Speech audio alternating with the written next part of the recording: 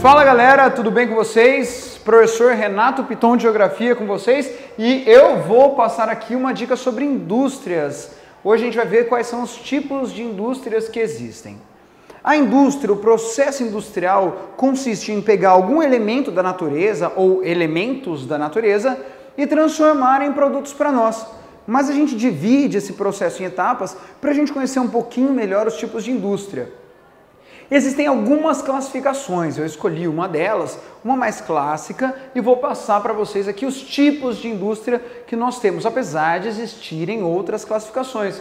Então vamos lá, pessoal. Então daqui as indústrias elas vão se derivar, a princípio, em dois tipos, extrativas e indústrias de transformação. As indústrias extrativas são aquelas indústrias que retiram o produto da natureza, elas vão retirar o básico que é necessário para se transformar depois e pouco transformam desse produto. Seriam, por exemplo, as mineradoras, que elas vão retirar os minérios da natureza, mas não irão transformá-los. Agora nós vamos para as outras indústrias que transformarão os produtos. E as indústrias de transformação vão se dividir em dois grupos. Começando pelas indústrias de bens de produção, que também são chamadas indústrias de base ou indústrias pesadas.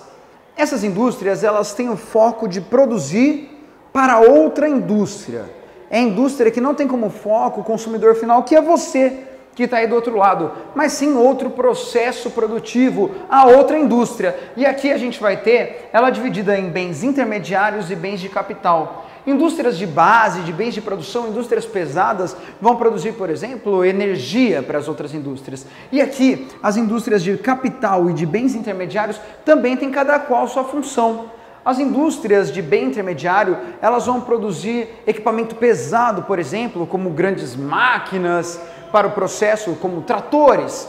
A gente vai ter as indústrias de capital produzindo componentes ou ferramentas.